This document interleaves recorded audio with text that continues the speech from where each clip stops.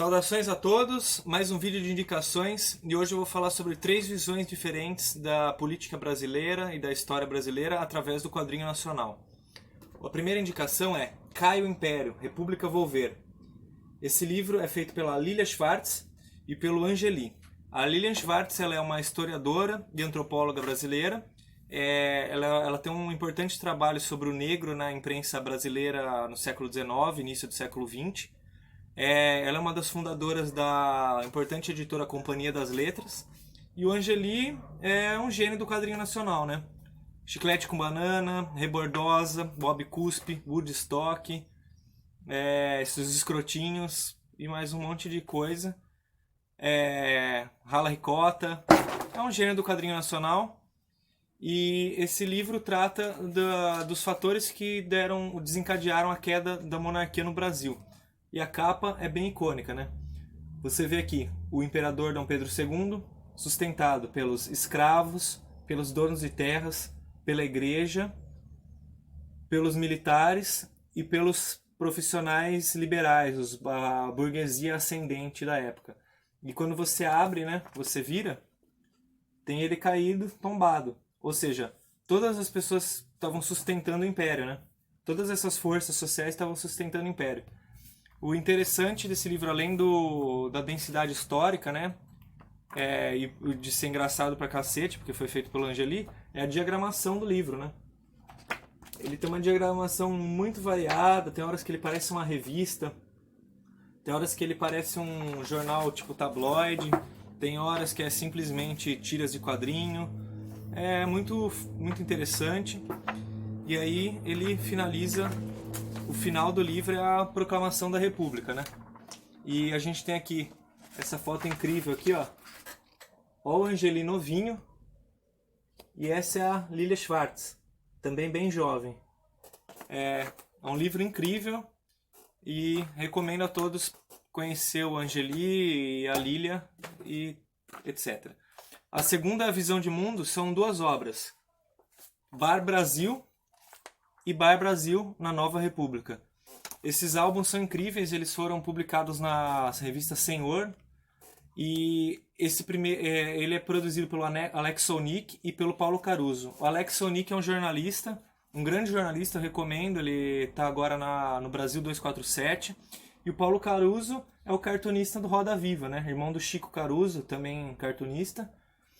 E esse primeiro aqui, ele fala do governo Figueiredo, dos últimos anos da ditadura militar, da abertura política, das diretas e da preparação para as primeiras eleições, né?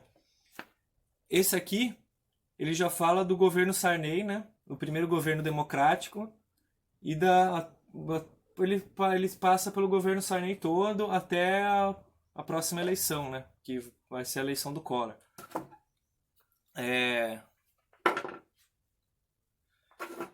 E aí, o louco desse livro é o quê? Primeiro, que você vai vendo o desenrolar cômico da época, né?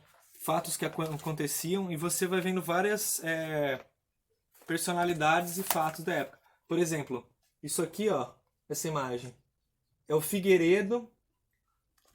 Aqui é o presidente Figueiredo. O Bar Brasil é como se o Brasil fosse um bar e o Figueiredo ele é o garçom do bar. Aqui estão os investidores do FMI, integrantes do FMI, e ele está servindo de bandeja o Delfim Neto, o economista Delfim Neto, que está vivo até hoje. A gente vê aqui também outras imagens, por exemplo, o Sr. Paulo Maluf já estava aqui, ó, como uma figura de destaque. O Leonel Brizola aparece muito, né? Aqui, ó, o Papa criticando o Leonardo Boff, né? Um grande teólogo brasileiro. E aqui, em segundo, o Bar Brasil na Nova República, né? Que fala do governo Sarney. A gente já encontra figuras como, por exemplo, olha aqui. Olha o Sarneyzão aqui, ó. E olha aqui, o mais curioso, olha aqui. Quem tá aqui? Fernando Henrique Cardoso. Aqui, ó, Lima Duarte, que ele fazia no Rock Santeiro, né, o Senhorzinho Malta.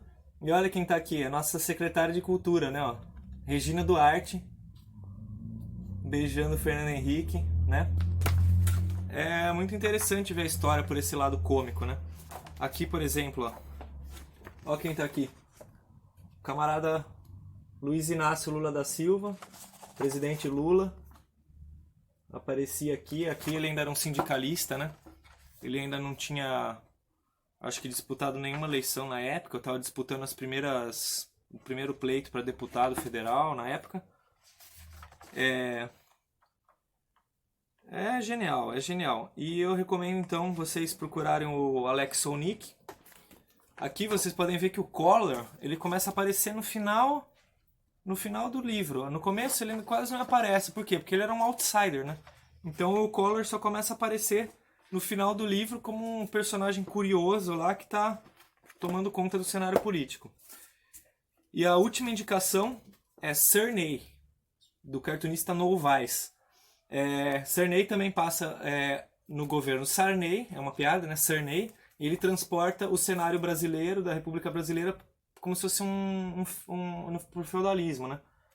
Então o Sarney é o rei do Brasil, e aí você vê isso aqui foi tudo publicado, são tiras, ó.